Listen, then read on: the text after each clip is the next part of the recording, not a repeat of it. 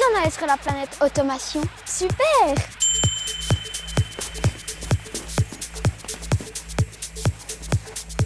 Bonjour. Bonjour. En fait, là, tu es en train de faire quoi? Alors là, je suis en train de travailler sur le robot que vous avez vu en passant là-bas. Ça s'appelle un Robotino, puis c'est un petit robot qui se balade en fait. Et il sert à quoi? Alors ben là, pour l'instant, on l'a juste programmé pour qu'il rentre pas dans les murs, dans les personnes, puis qu'il soit pas... Il gêne pas en fait. Okay. Mais on peut imaginer que par exemple, il transporte des objets à la place de quelqu'un. Puis à ce moment-là, ce serait quelque chose qu'on pourrait utiliser dans la vie de tous les jours. On m'a conseillé cette formation parce que c'est une formation qui est polyvalente, c'est-à-dire que quand tu es automaticien, tu sais faire beaucoup de choses. Tu sais faire des petites pièces, simplement en métal, tu sais, genre, je sais pas, un bouchon, simplement. Tu sais faire de la pneumatique, donc c'est-à-dire gérer certaines choses avec de l'air sous pression. Tu sais aussi utiliser l'électricité. Tu apprends beaucoup sur l'électricité.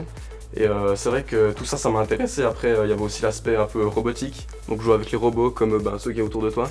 Je pense que ce que je préfère, c'est la programmation, c'est-à-dire donner des ordres au robot, lui dire quoi faire en fait.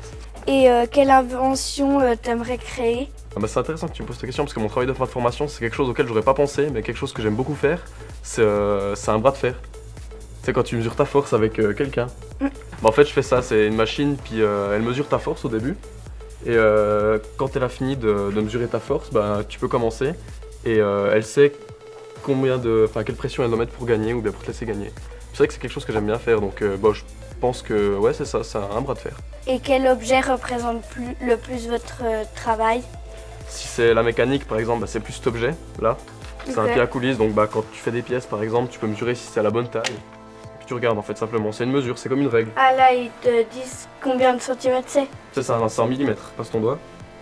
Là, t'as le tour de ton doigt. Ah. Par exemple, donc voilà, mais ça nous aide surtout à faire des petites pièces précises quoi. Après, si on est plus intéressé par l'électricité, puis savoir pourquoi ça bloque au niveau des courants et puis des tensions, on a cet objet là, c'est un multimètre qui nous permet de mesurer la résistance électrique, là. Après on a différentes tensions. Si tu veux, la tension c'est la quantité d'électricité que tu as, et le courant c'est à quelle vitesse l'électricité passe en fait.